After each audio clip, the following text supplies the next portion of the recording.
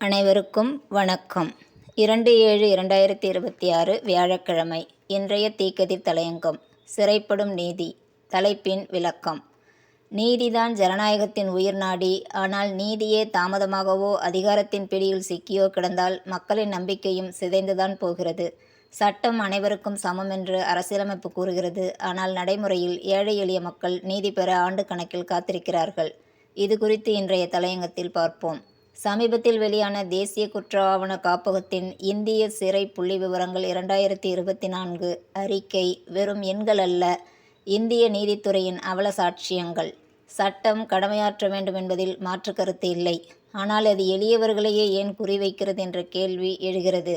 சிறைகளில் 72.6% பேர் விசாரணை கைதிகள்.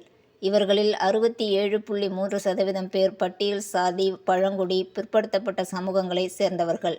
26% பேர் சிறுபான்மையினர். ஆக அனைவரும் விளிம்பு நிலை மக்கள். குறிப்பிட்ட சமூகத்தினர் இயல்பாகவே குற்றவாளிகள் என்ற காவல்துறையின் பாரபட்ச பார்வை ஜனநாயகத்தின் ஆகப்பெரும் சாபக்கேடு.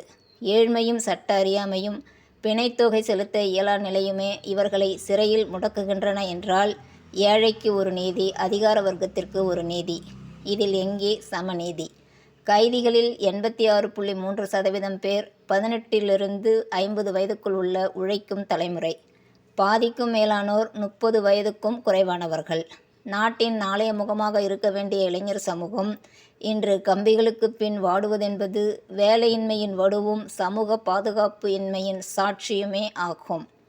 முறையான விசாரணையின்றி தீர்ப்பு வராமல் 30,000க்கும் மேற்பட்டோர் 3 ஆண்டுகளுக்கு மேலாக சிறையில் புழுங்குகிறார்கள். இதில் 9,000க்கும் அதிகமானோர் 5 ஆண்டுகளை கடந்துவிட்டனர். இறுதியில் அவர்கள் குற்றமற்றவர்கள் என நீதிமன்றம் விடுவிக்கும் போது அவர்கள் இழந்த இளமைக்கும் சிதைந்த குடும்பத்திற்கும் சமுதாயத்தில் எழுந்த மதிப்பிற்கும் யார் பொறுப்பேற்பது? இந்திய சிறைகளின் மொத்த கொள்ளளவு 4,53,000 பேர் மட்டுமே. ஆனால் அடைக்கப்பட்டிருப்பதோ 5,11,542 பேர். தேசிய அளவில் சிறைகளின் கொள்ளளவை விட 12.7% அதிகம். குறிப்பாக தில்லியில் 194.6% மற்றும் பீகாரில் 187.2% என கொள்ளளவை விட 2 மடங்கு கைதிகள் அடைக்கப்பட்டுள்ளனர். இது மனித உரிமை மீறலின் உச்சம் இல்லையா? சிறைகளின் பணியாளர்கள் தேவை 99,758 பேர். ஆனால் பணிபுரிவதோ 63,004 பேர் மட்டுமே. நல்லாட்சியின் இலக்கணம் சிறைகளையும் கைதிகளையும் குறைப்பதே, நிரப்புவதல்ல.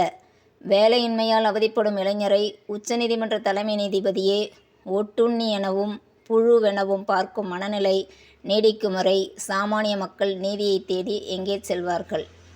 அரசும் நீதி நிர்வாகமும் விரைவான பாரபட்சமற்ற நீதியை அடித்தட்டு மனிதருக்கும் உறுதி செய்யப்பட வேண்டும்.